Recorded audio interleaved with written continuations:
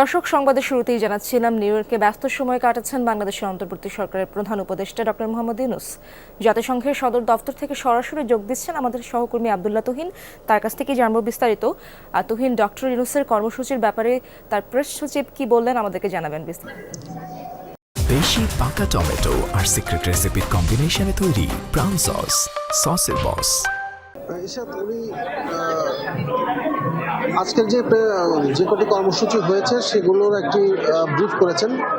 সকালেও আমরা একই ধরনের ব্রিফ একটি পেয়েছিলাম এবং আগামীকালও তার ব্যস্ত সময় পার করবেন তিনি, সেই বিষয়টি আমাদেরকে অবহিত করেছেন। তবে আজকে যে বিষয়টি তারা স্পষ্ট করে বলার চেষ্টা করেছেন যে ভারতের পররাষ্ট্রমন্ত্রী জয়শঙ্করের সাথে যে আমাদের পররাষ্ট্র উপদেষ্টার বৈঠকটি হয়েছে সেই বৈঠকটি সম্পর্কে একটি স্পষ্ট ধারণা দিয়েছেন যে সেই বৈঠকে বেশ কয়েকটি দ্বিপাক্ষিক ইস্যুর সাথে সাথে বাংলাদেশের বিভিন্ন সমস্যা নিয়ে যে সাম্প্রতিক সময় যে কিছু অস্বস্তিকর অবস্থা তৈরি হয়েছিল তার একটি পরিষ্কার ধারণা দেওয়া হয়েছে যে এটার সাথে বাংলাদেশের বর্তমান সরকারের বা বর্তমান দায়িত্ব গ্রহণের সাথে এর কোনো সম্পর্ক নেই।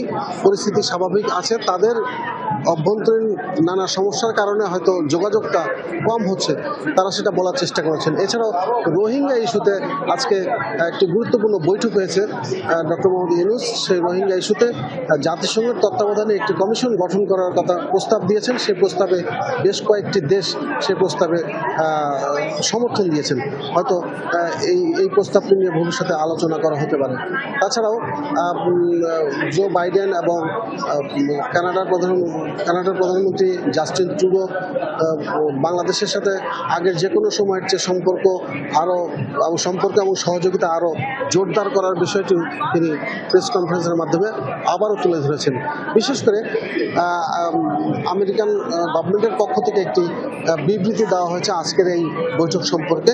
আজকের বৈঠক সম্পর্কে তারা যেটা বলেছেন যে বর্তমানে অন্তর্বর্তী এই সরকারের প্রতি তাদের পূর্ণ সমর্থন জানিয়েছেন, এমনকি ডক্টর মোহাম্মদ ইউনূসকে তারা অফিসিয়ালি অভিনন্দন জানিয়েছেন এবং বর্তমান সরকার যে সংস্কার প্রস্তাবগুলো এনেছে সেই সংস্কার প্রস্তাবগুলো বাস্তবায়নে যুক্তরাষ্ট্র সর্বোচ্চ সহযোগিতা করবেন, সর্বাত্মক সহযোগিতা করবেন, সেই বিষয়টি খুব সংক্ষিপ্ত আকারে হলেও স্পষ্ট করে বিবৃতি দিয়েছেন। ইসরাত, ধন্যবাদ আপনাকে।